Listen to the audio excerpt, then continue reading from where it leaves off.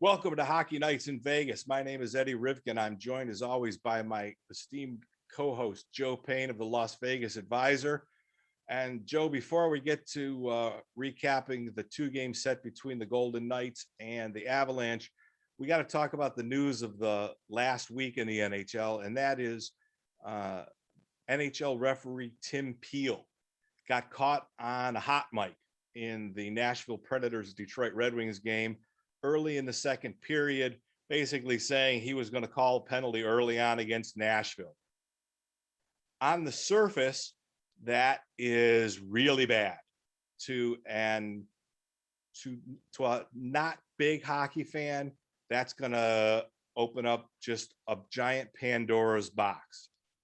Is he trying to fix the game? What's going on?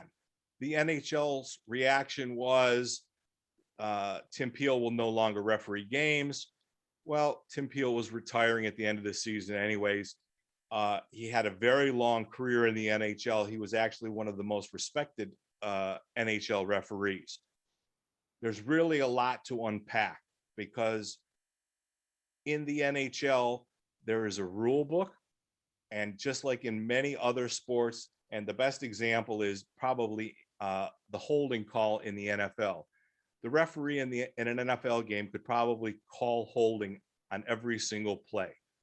So there's refereeing by the book, and then there's managing an NHL game. So I wonder, Joe, when you very first saw the video and heard the hot mic, what was your very first take on hearing Tim Peel saying, I was going to get an early call on Nashville? Well,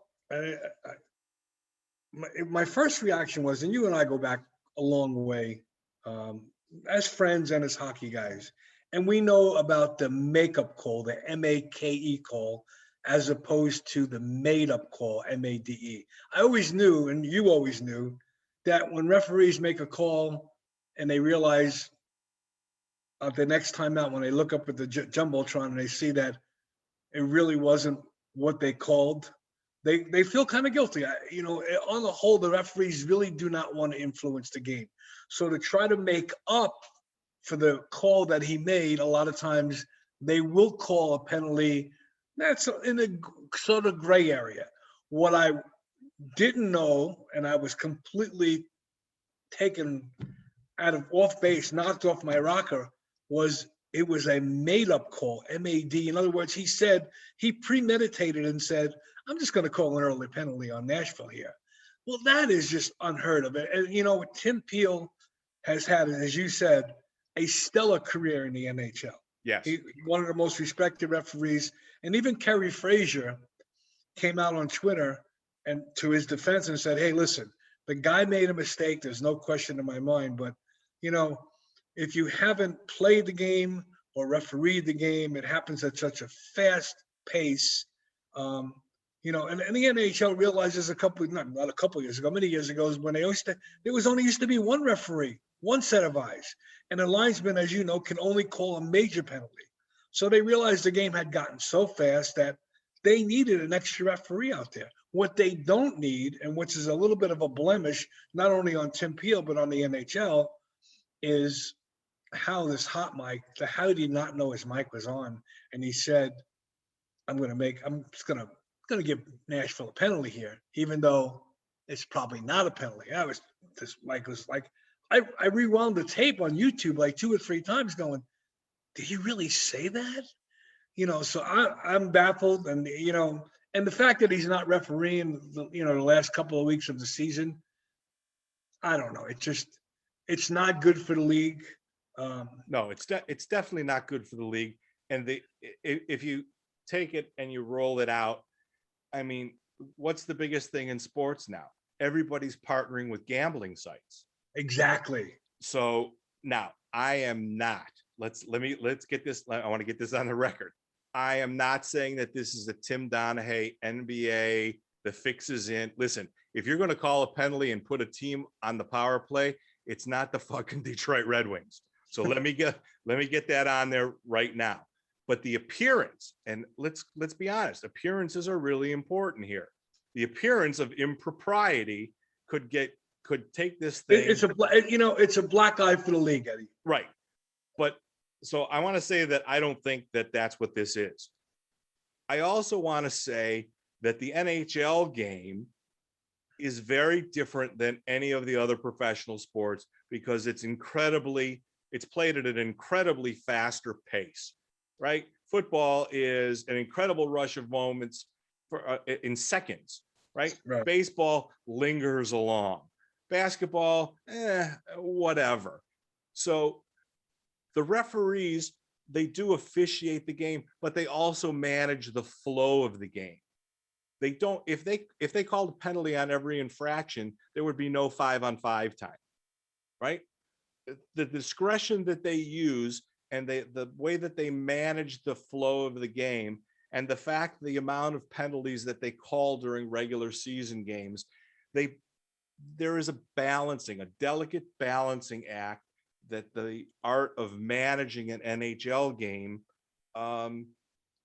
it takes a while to get used to. And there are different tiers of referees, right? You've got the Wes McCauley's, who's arguably the best NHL referee that they have right now. And you have the younger guys who haven't found the rhythm and the flow. And you see NHL games where a team gets 4 or 5 penalties in a row. And then the scale sort of turns back a little bit, right? The optics of this are incredibly bad. The NHL did what they had to do, but there's so much more to the story. I hope that the story goes away. I don't know what the remedy is other than maybe taking the mics away. I don't know who really cares about the referee skating to the top of the referee's loop and announcing Vegas 28, 2 minutes for tripping. I mean, I don't see the great significance. We did without it for 96 of the first 100 years of NHL play. Yeah, but Eddie, I understand where you're coming from, but there is the NHL has opened up worldwide now, and there's a whole new audience who don't know all the signals, all the slashing, the roughing. Right. So for the newer audience, they need to hear exactly what the penalty is for. But I will tell you this, and you and I both know this, and so do a lot of people who know hockey well. Not only do teams have pre-scouting reports on the team they're going to play, they also have a scouting report on the 2 referees of the game. Sure. And each referee has a tendency. Some guys, I don't want to say look the other way, but some guys let the guys play. And some guys they call the games tighter. Exactly. And if there's a history among the team, between the 2 teams, referees tend to be on top of that game early on to try to put a lid on a boiling pot, so to speak. Sure. So, but what Tim Peel did here is there was no history between Nashville and Detroit that he wanted to, manage the game, so to speak. He was just taking it upon himself. He had a rock in the shoe at Nashville. What we don't know is I don't think that's true. You don't think that's true? No, I don't. Do you think that what he did was unusual? Or do you think that he just got caught with his mic on? That's a good question. I think it's unusual. And the only thing that I can, and I'm not justifying what he did because I think it's 100% wrong. Me too. Is it possible that in a previous game, a Nashville player embellished the call to get a call against the opposing team, and when Peel 100% got embarrassed. Yeah, when Peel saw the replay or after the game, he realized he was, I don't want to say made a fool of, but he was taken advantage of. Sure. And they had a rock in the shoe with Nashville, and that may be the cause. But you cannot take, in my opinion, you cannot take something that happened in a previous game and it's almost like, when you're dating a woman who is divorced, she's not allowed to bring the drama and her feelings about her ex-husband to the new relationship because it's not fair to the new guy, and vice versa. The guy can't do that to the girl. So Peel can't take, if Nashville got the best of him in a game, a player, you know what? Tim, suck it up. It happens. Maybe it was earlier in that game. I see. You said the second period. I thought that penalty happened early on in the game. No, I think it was early in the second period. Okay, I see. I think it was early in the second period. I think my point is that he just said something that in the context, I think has probably been said off the cuff a million times, and he was just hot mic'd. But I think referees manage the games in the NHL, and I think, and I'm biased. I'm a hockey fan. The NHL is the most watchable of any of the pro sports. The right. game flows better than any of the professional sports. He got caught. It's a terrible optic for the NHL. He will be in infamy. Who are the other? I mean, I think Dan O'Halloran got busted for something, and there was one other referee that got busted for something. But what change will it really evoke? The referees still have to manage the games. They can't turn around and there can't be a memorandum from Gary Bettman. You have to call every single offense you see, because first of all, the games will take 6 hours and 45 minutes, and they'll be completely unwatchable on television, right? They are, but they also, when they were trying to, the NHL thought that they needed more scoring. Right. And what they did is they're calling a lot more holding and slashing calls. And some of the calls you see that are called 20 years ago, the referee wouldn't even look at it. I mean, can you imagine a guy like, wait, can you imagine a guy like Gretzky playing now with all with the calls that are being made? No, you'd have 100 goals. He'd have 100 goals easy. Right.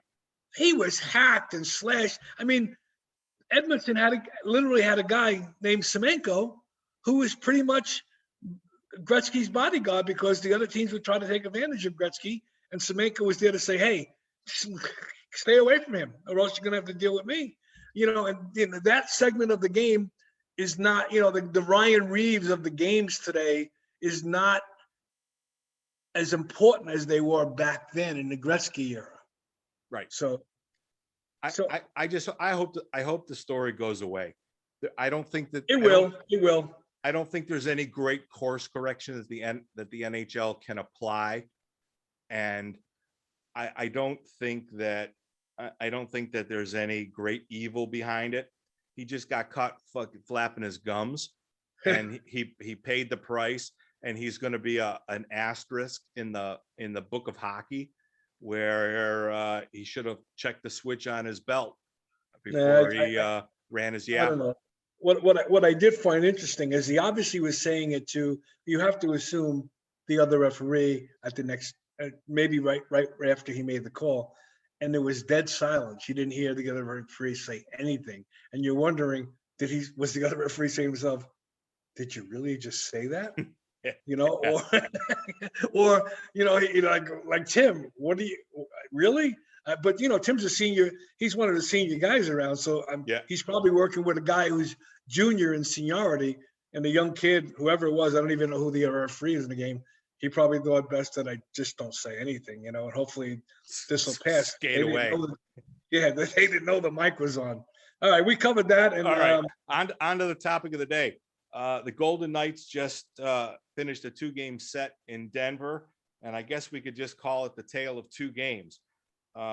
In the first game, we could probably say it was the worst game of the Golden Knights season. They got their ass handed to them. They scored on the first shot of the game 40 seconds in.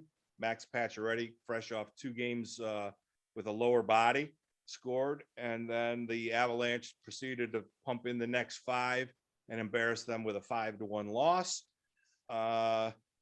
And of course, the rabid fan base was screaming, holy hell, the season's over, the sky's falling, and everybody's going to die. And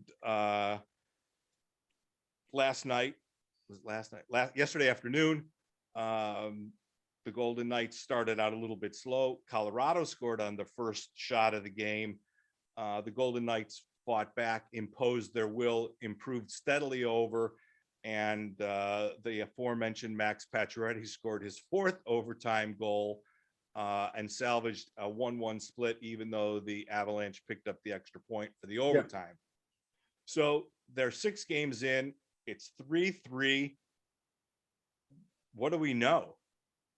We know that in order for Vegas to get out of the Honda West Division, they're going to have to beat Colorado 4 games out of 7. 100%. 100%. What's the key to doing it? Well, on top of it, and there's, there's a lot of people who cover hockey, especially the Golden Knights, who don't believe faceoffs are important. They think it's an overblown stat. And yesterday, with the home ice advantage, I think Colorado had won like 67% of the draws to 33. Now, if they're in your offensive zone, they're not as important. But when you're taking the draw in your own zone, they're really important. So the home ice advantage, getting the last change. So when an important faceoff does come up, and if you're the home team, you're allowed to make the last change. So that is going to be important, and that's in a 7-game series. And I think whether it's probably going to be the second round. I think that either one of these teams are going to finish 1 and 2. I mean, I don't think Minnesota. I don't think Minnesota. St. Louis is in a. I don't want to call it a tailspin, but they're not. Today they lost in overtime. There's St. Louis is struggling, and Minnesota. I'm still not completely sold on Minnesota yet. Well, Minnesota's 8-2 in their last 10 games, and Colorado is 8-0-2 in their last 10 games, and Vegas I think is 7-3, and St. Louis is sputtering along. Right. Yes, they are in 4th place, but the LA Kings are making a little bit of noise right behind them. But right. I think in the end, it's going to be Vegas, Colorado, Minnesota, St. Louis, and as long as Vegas finishes 1 or 2, they will not face Colorado until if both teams win the second round. So the key is to finish first. This way you assure yourself of out of the 7 games, 4 will be at, if they go 7, 4 of the games will be at T-Mobile, and you'll get the last change. That's key to me. I think what we've learned through the 6 games, it's very simple and it's very significant. The team that imposes their will win. Colorado is a significantly faster team. And deeper. And deeper. Vegas is a bigger, stronger, meaner team. When Vegas slows the game down and forces Colorado to defend in their own zone, they win. When Colorado is able to break out of their defensive zone easily and move the puck, Vegas loses. Your point is very well taken. With the last change on home ice, Colorado is able to put the Vegas Golden Knights in very difficult positions. And that's because they're able to put their first line and mismatch against the Golden Knights' third and fourth lines. Yeah, especially on an icing call. Right, and that puts Pete DeBoer in a very difficult situation and is likely to cause him to react, which is something he prefers not to do, obviously. The good thing in a playoff scenario is the playoff scenario favors the Golden Knights because the amount of ice, even though obviously it doesn't change, but it does get smaller. The ice surface doesn't change, but the amount of real estate that you have to operate gets significantly smaller. And I know that's a little bit of a deep hockey term, but there's regular season hockey and there's playoff hockey, and the Golden Knights are built as the biggest tall and biggest heavy team are built for a playoff style of hockey. Yeah. So the freewheeling game that we saw in the first game against Colorado, Vegas can't win that game. They can't win. They can't win that series. No. But I also don't think that playoff series against Colorado would be like that. Those games are much more tight checking. They're much more physical, and though a series like that favors the Golden Knights regardless of home ice advantage. Yeah, and what you saw yesterday, and actually throughout the whole series, is that Vegas is built to play Colorado physically, and Colorado does not like No, being played physical. And you saw and Colasar, who's becoming the new fighter on the team. I think he's got what, 4 fights already? I believe 4, yes. Yeah, I mean, as soon as Colorado scored in their first shot, literally they dropped the puck on the faceoff. He challenged one of the players, like he said, "Okay, you know what? We're not gonna get into a track meet with you guys. We're gonna just play physical hockey." And he challenged the guy. I mean, he held his own in the fight, which he has, and he's also, and Colasar is not. He knows what he's doing. He knows that Reeves has got 1, maybe 2 years left on his contract and maybe on his NHL career. Colasar is making a statement that, listen, guys, you don't have to go look for somebody to protect your skilled players. Look what I can do. I can play just as rough as Reeves. I can hold my own in a fight. And the truth of the matter is, he's got a lot softer hands than Reeves does. So, and he should have about 4 or 5 goals already. He's just been snake bitten. He's got 1, but he almost had 1 again. So Colasar is making a statement to remain on this team. And at first, you and I first thought, when they were doing the 13 forwards and 5 defensemen, because they didn't want to send Colasar down, and we were thinking, like, is Colasar this good that you're going way out of your way to protect him? But now we're seeing what we didn't see, what management saw early on, is that this kid Colasar is for real. He's got hands and he can play physical. Well, he's definitely for real. And the thing that I like about him the most is that he's willing to go into the rough areas. He has shown hands. He's definitely snake bit. And the thing about his toughness is he's still sort of an unknown quantity around the NHL.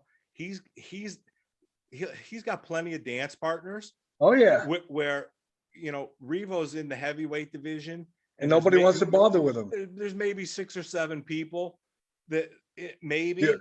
You're being kind. You're being kind. 6 or 7. There might be only 3 guys in the league that wouldn't turn down a Revo invitation. Right, and in the division, there's only really 2. Now there's the kid in San Jose, and there's the one kid in Anaheim. Oh, there are 3. One in San Jose, one in Anaheim, and one in LA. Well, actually, 2. You got sometimes you got Kane. Kane once in a while, if he's feeling frisky, we'll engage him. But the point is that Colasar will have plenty of dance partners to prove his point, and I'm sure that in the locker room, the veterans are taking notice that this young man is willing to stand up for his teammates. Yeah. And I think that now that he's got that first goal, I think he's playing pretty well. He's playing well enough that the first draft pick of the Golden Knights is on the taxi squad. Yeah, like, is Cody Glass still on this team? And I know that everybody's saying that he's important and he's valuable, and I'm not willing to write him off. But you know what? Cody Glass is not fitting into the lineup as the lineup is composed right now. And that's a serious kind of a concern right now, especially when we get toward the playoffs and the game gets more physical. Cody Glass he's a finesse guy. He's not a physical guy. Yeah. And you can't afford to put Glass in the lineup just because of the power play. In other words, because you're only going to get maybe 2, 3. What about the other 60 minutes? What about the other 54 minutes of the game? So right now, and I've said this before and I'll say it again, trying to play Cody Glass on the 4th line it's never going to happen. It's not going to work. It's going to actually hurt his development. He can't play with Carrier and Reeves or Nosek. Well, he wouldn't play with Nosek because Nosek's the center. But the point is, and even on the 3rd line, you don't see him excelling with Raw and Tuck. So I'm not sure there's a spot for this kid right now. There's a spot for him somewhere down the road, but right now I don't think there's a viable spot where you're not hurting him by. He maybe, I don't know. It's a shame to say, but it's a tough lineup for him to crack right now. Yeah, it's a very tough lineup for him to crack right now. And he's absolutely not tradable. No, He they're not going to abandon him, but right now I think he's sort of the odd man out unless there's an injury. He's kind of the odd man out. but Eddie, he did have a chance. The 2 games that Stevenson was out, they put him on the first line. He was invisible, and nothing happened. I mean, that was his shot right there to say, show up. He didn't put me between Max and Stone, and then you could put Stevenson. You can drop Stevenson down to center the third line. It didn't happen, and that was Glass's shot right there. He had an opportunity, and he didn't take advantage of it. No, he did not. And I think that this is going to be really tough on him mentally, and he's going to really have to pull himself up and mature and learn from this. And it's going to be a tough road to hoe. Yeah. On to the next interesting point to go over. For the first time this year, Pete DeBoer tipped his hand. Yes. We've been hearing the AB rotation. Robin Leonard got hurt. Marc-Andre Fleury stood on his head, and Robin Leonard came back, and we had the AB rotation for 4 games. Then the most important games of the year came up, and we got Marc-Andre Fleury back-to-back games. Not back-to-back nights, back-to-back games. And when asked, Pete DeBoer said he earned the right to play in the most important 2 games of the year. But Fleury didn't earn the right to play in Edmonton in games that were a heck of a lot more important. So was DeBoer wrong over the summer, or has Fleury taken what happened to him over the summer and just come back determined to prove a point to DeBoer that I'm your guy? Absolutely. The second one. 100%. You think so? Absolutely the second one. Yeah. He statistically last year, Fleury, and listen, we are not going to rehash the things that happened to Marc-Andre Fleury's season last year. We did it ad nauseum. My answer to your question is absolutely, positively, he took that personally. He made some changes in his game. He's playing a little bit deeper in his crease, but most importantly, he's playing incredibly more calm and under control. The days of them scoring goals while he's halfway out the fucking Zamboni gate are over. Okay. He has absolutely 100% changed his, not 100%. He's changed his style, and he has taken what he probably perceives as a personal slight in Edmonton, and he's decided he was going to stick it up Pete DeBoer's ass, and he's proceeded to do exactly that. And yes, he's benefited from Robin Leonard's injury, and he's taken the crease, and there's no question about that. So here's my question that I want to pose to you. And Fleury has made a couple of slight adjustments to his style. Significant, but slight. Exactly. Now, do you think Fleury did that on his own, or you think that occurred because of the change in the goaltending coach?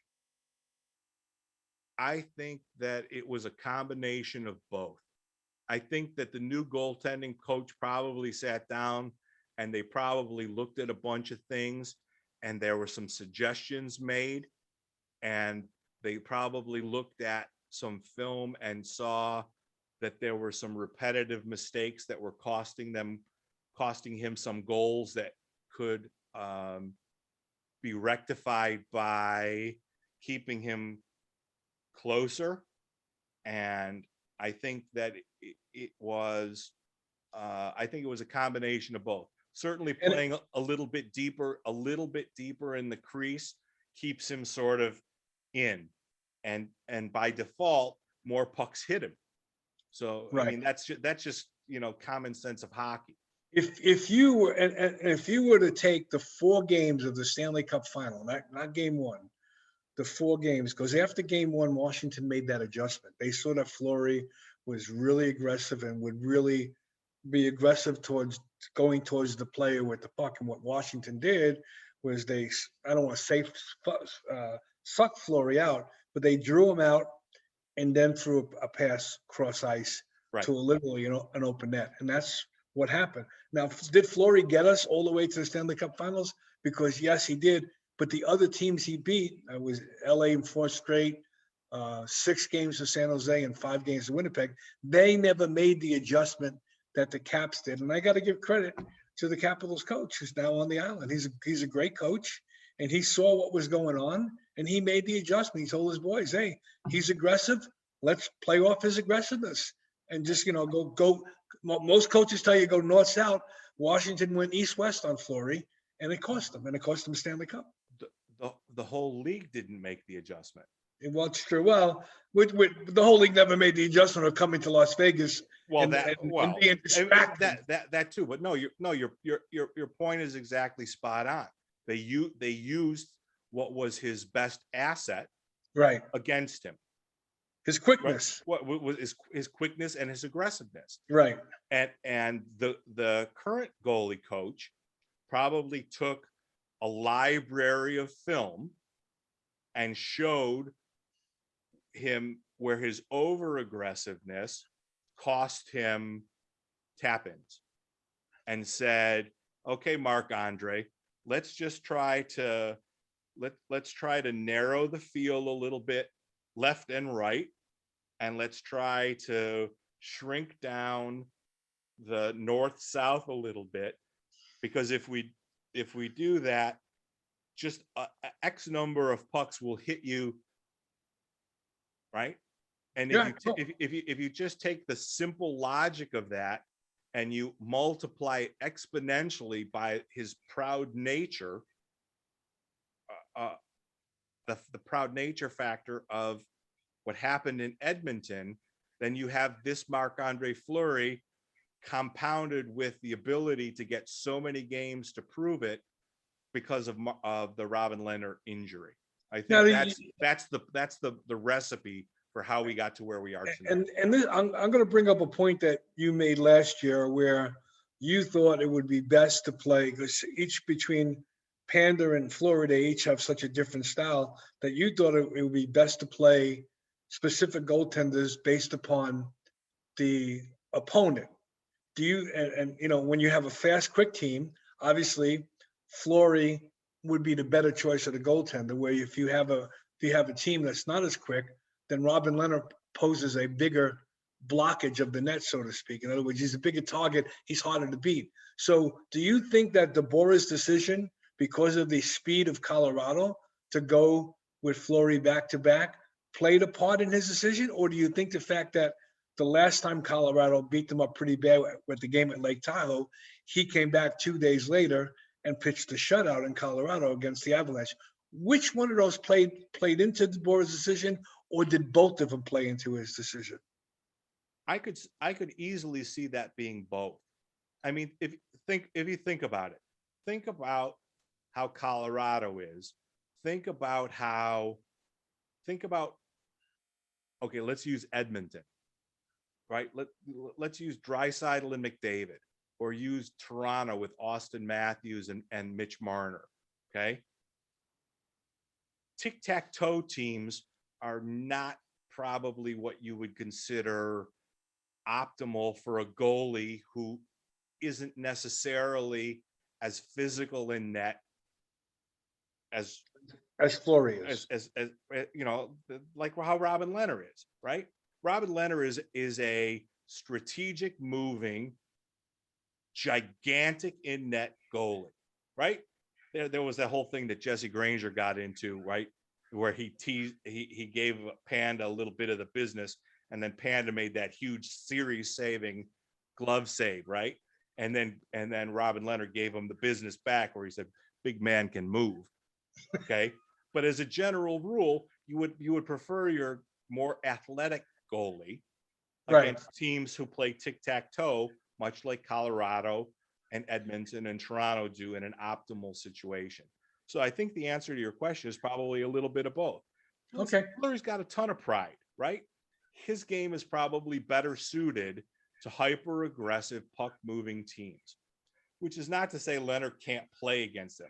Dude, Leonard was a Vezina-nominated goalie. He could play against anybody. But I still will say that Peter DeBoer has a lovely luxury to do a little tweaking and mixing and matching if he sees that there might be a better fit for one of his goalies against an opponent. Now, Fleury, I think Fleury's been around. I think this is his 18th year in the NHL. I think he was drafted in the I think he was drafted as 18, right? And he's 36. Yeah. So I think this is his 18th year. Would you be willing to say that his play this year might be the best he's ever played? Well, He's never won the Vezina Trophy, and now won the Vezina Trophy. I don't know. I was never a Pittsburgh Penguin fan, so I don't know enough about his early years. The only time he was ever really on my radar was when it was, against Detroit in the Stanley Cup Finals. The 2 years back to back against the Red Wings. So I can't really tell you. I can tell you that he, at this stage of his career and at this age, 36, you would probably be hard pressed to find another goalie who's having a statistically better year at 36 years old than he is.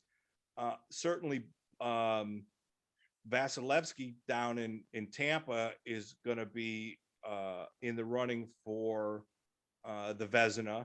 Yeah, I think they're both of them at 1-2 right now. And Thatcher Demko in Vancouver is also having a pretty good year. But listen, if this isn't the year that he wins the Vezina, he's never going to win it. He's never going to win it. It's either this year, sure. and it's voted on by the general managers. Right. And I think, I shouldn't say I think, I know that Fleury is well respected. Sure, and well liked. Well liked. So if there is going to be, between Tampa Bay and Vegas, you know what? This might be Fleury's last year or next to last year. In other words, their vote may be swayed towards Fleury. I got Fleury's got a good chance of winning it this year if he continues just to play at the same level he's playing right now. He's been spectacular. Yeah, without question. He's the team's MVP, and Mark Stone is second, and Pacioretty is third, and then there's nobody else. Yeah, I coined him in yesterday's article. I coined them as the M&M boys now, and actually you can make it Mark Stone, Max Pacioretty, and Marc-Andre Fleury. It could be the three M&Ms. You know what I mean? The team is either going to succeed or fail with those three guys and those three guys only. That's the core of this team right now. Pacioretty, Stone, and Fleury, the three M's. Yep, that's the core, but they still are going to have to find, not secondary, because the second line is fine. They're still going to have to figure out that third line. I know. And they're still going to have to figure out how to get the puck in the goddamn zone on the power play. And they're still going to have to figure out, they're still having defensive lapses in their own zone, and they're still committing way too many turnovers. The lapses cost Dylan Coghlan a couple of games. He had 3 giveaways on the same shift. Yeah, well, listen, Shea Theodore had 3 giveaways on the same power play. Yeah, but Shea, truth be told, Shea Theodore brings a lot more to the table than Dylan Coghlan brings. Okay. Yeah, yes, he does. But Dylan Coghlan also has a lot of upside, and I like the young man a lot, and he has a lot of potential.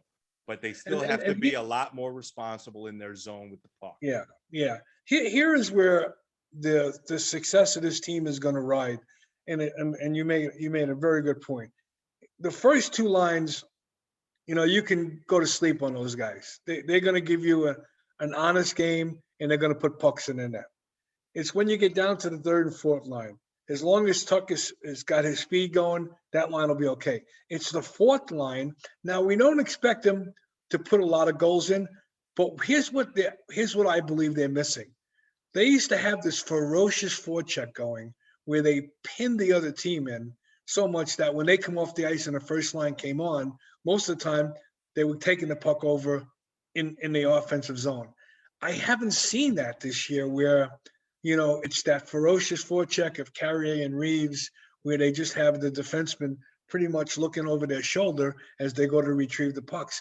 That's what's missing from the fourth line. We're not expecting either one of those guys, any one of those three guys to be scoring 10 plus goals a year. But we do expect them to make it difficult and uncomfortable for the opposing team's defensemen who are trying to move the puck out of the zone. And we haven't seen that as a whole. As much. Yeah, we've seen it, but not like we have seen it in previous years. And if they can get that mojo back, the Vegas Golden Knights will go very deep in the playoffs this year. But if they don't get that from the fourth line, they might not get out of the Honda West Division. Okay, moving on. We have four games this week, I think. We open up tomorrow. Two against LA and 2 against Minnesota. Okay. Both teams are playing quite well. Let's see. Who's going to start? What do you think the goalie rotation is going to be? I think he comes back with, only because it's LA. I think he comes, and I think two of Lerner's 5 wins. He's 5-1-1. 2 of his wins or 3 of his wins are against the LA Kings. I think he comes back with Robin on Monday, and he'll do Fleury on Wednesday. So Fleury will have Sunday, Monday, and Fleury will have 3 days off before he gets back into net on Wednesday. That's my call. I think I agree. And that also keeps Robin closer to not having a week off. He's had two games.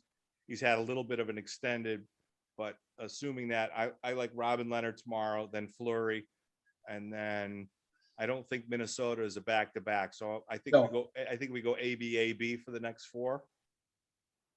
And I think you're right about that. Who's the one guy on Wednesday? It'd be the end of the month, March 31st. Who's the one guy that's going to probably hate to see the March end? Mark Stone. Mark Stone. He's just, Mark Stone needs. It should be called Mark Madness, not March Madness. Or March Stone. Or Mark Stone, yeah. Mark Stone. He's got 39 points in 31 games. The only 2 players on the Golden Knights who have more points than games played are Stone at 39, and I think Pacioretty is at 30 points in 29 games or 31 points in 30 games. So those are the 2 players who have more points than games played. But Mark Stone is just, like I say, the team will rise and fall with the 3 M's. You can mark that. I said that now. Was that March 20? Today's March 27th? 28th. March 28th. Oh, that's right. My birthday's 2 days ago. How could I forget? Happy 78th birthday. I look pretty good for 78, don't I? You look outstanding for 78. Payback is a bitch, my friend, because your birthday's coming up on April 9th. What are you going to be, like 83? It's every bit of 83. That's it. All right, we're going to wrap it up. We're going to probably, since we got every other day games, we'll probably come back to you after the 2-game dance with the Kings, and then after the 2-game dance with the Minnesota Wild.